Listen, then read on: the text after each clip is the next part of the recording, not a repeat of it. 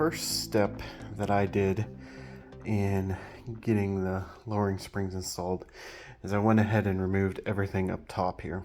So first thing you want to do is unlock this, pull this off. Now I already removed everything, but I'm just going to kind of walk you through and show you how to do it. Then there are 3 little clips here, super easy. I actually used my fingernail to pull out the top of them. There's one there, and then one here. And then this will be able to pull up. But what you want to do first, before you pull that up, is disconnect this right here from this. So these two, there's a clip right there, you just pull it out, comes out.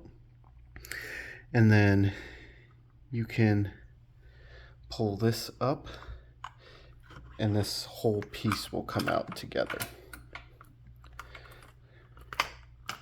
And then you got that part done.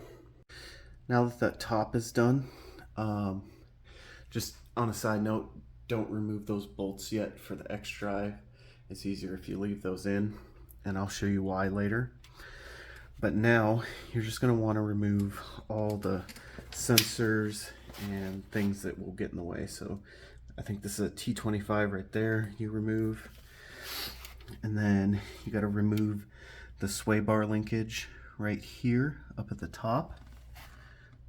There's a 16 millimeter, and then remove that line there. You don't have to undo anything, just pop it out of that bracket there. And there's one more that you're gonna want to pop out. Well, I guess on this side there's not a level sensor, but on the left hand side or driver's side there's a level sensor you have to undo. This side doesn't have that, so you don't need to worry about it. So now I'm going to go ahead and remove all those. Alright, so now we got our sway bar disconnected and our sensors just basically pulled out from the bracket that holds them in. And then that sensor right there also disconnected. Next, we're going to undo these 2 bolts. They're 16 millimeter. And then once we undo those, on the back side here, you're going to spread that apart, and then the whole strut is going to pull out. Takes a little doing, but it's possible. So now that we got that those 2 bolts out right there, we use this tool right here. I forget what it's called. I can link it in the description with the name and everything. Basically, what it does is it goes in this gap right here. Then you put a ratchet on it and you spin it, and it just expands the gap. Now, I only bought one because I wasn't aware that there were 2 of them. So what I did is just expanded it, put a screwdriver in there once it was expanded, and then expanded the bottom one, and it worked fine. Alright, so now I got the screwdriver in the, I don't even know what that's called, but in that gap there to expand it. Then I have the actual tool in the bottom one. And because that's expanded, now I was able to drop this down and get it where I can pull it out and then get the whole strut out. And that's why I was saying not to take these bolts out up here at the top, because it helps when you're pushing down on this to get this guy out, to have those in and keep it stationary. So now I got those expanded, so I was able to push this down and out of the way. Now the strut is pretty much free. So another note, I undid all of these but one. I loosened that one a little bit, and that just gave me a little wiggle room for getting that wiggled out. And then I just grabbed the caliper, wiggled it back and forth, and then I was able to slide down. And I got to about here, had some issue getting it out, so I just kind of pressed on this with my foot and it popped right out. So now we have the strut out. Just came out of there, obviously. This is that gap that I was talking about. You have to have that special tool that expands it, and then once that's expanded, it's a little looser, and then you can get the strut out.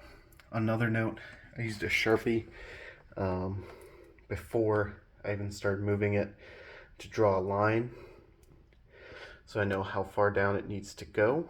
And then I also drew a little notch here and also right there, so I know, you know, how much it needs to be, where it needs to line up, if it needs to be twisted right or left. All right, so now we just need our strut compress, or spring compressors right here. They're not too expensive, probably, I think this set cost me like 50 bucks. And then all it's gonna do, you're gonna put it on like this, tighten it up.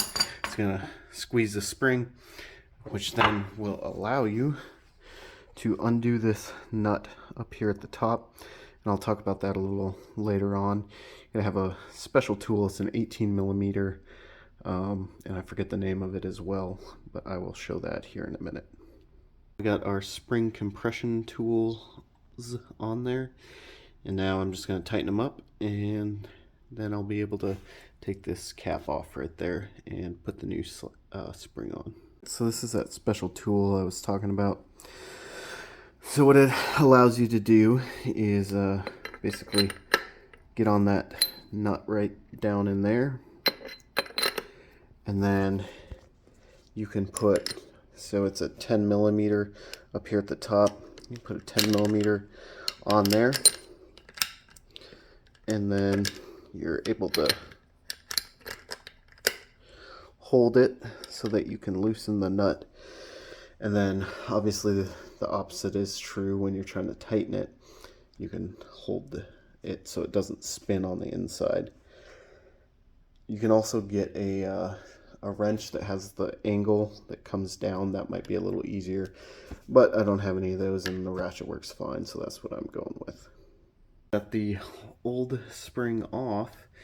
Here's the AST lowering spring right here. Just one note, the black plastic that's on there, that goes towards the top. I think it's so that there's no noise or creaking noise.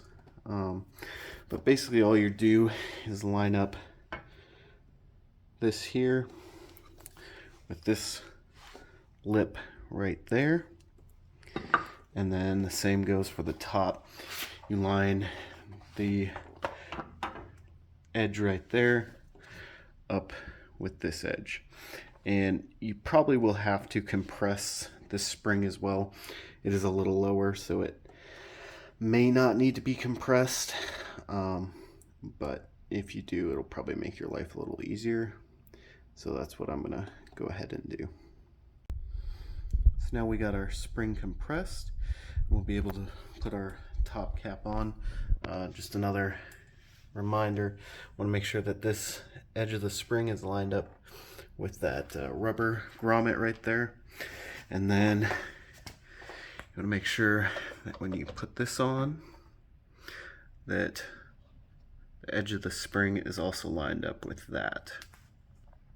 So once you get everything put back together, what I do is expand that upper one again, put the screwdriver in there to keep that space, use the expanding tool, and just leave it in the bottom one.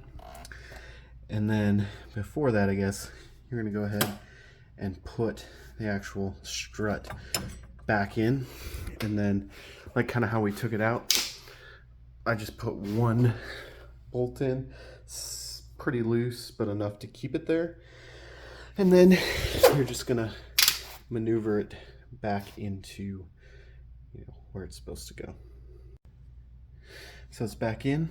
Now you just want to basically push the whole hub and everything back up to this line there, and then you want to line up the two marks that you made to make sure that this isn't rotated incorrectly or anything like that. So now I got both my expanders out here in the back, but first I lined it up with my mark, my two marks. Everything looks just as it was. And now you're just going to put everything back together and put the wheel back on. To get the back lowering spring installed, it's going to be a lot easier. So all you have to do, there's a ride height sensor right there. Disconnect it from right here. Just a 10 millimeter, and then you're gonna remove this bolt and that bolt while supporting this with another jack. And then once you get those bolts removed, you're gonna slowly let that jack down. Now that we got that dropped, the spring just pulls right out, and then just transfer over the two original rubber grommets at the top and the bottom. Just make sure to put this little nipple right there. There's a hole in the bottom of the control arm. Make sure to line that up with that, and then put it back on and put it back together.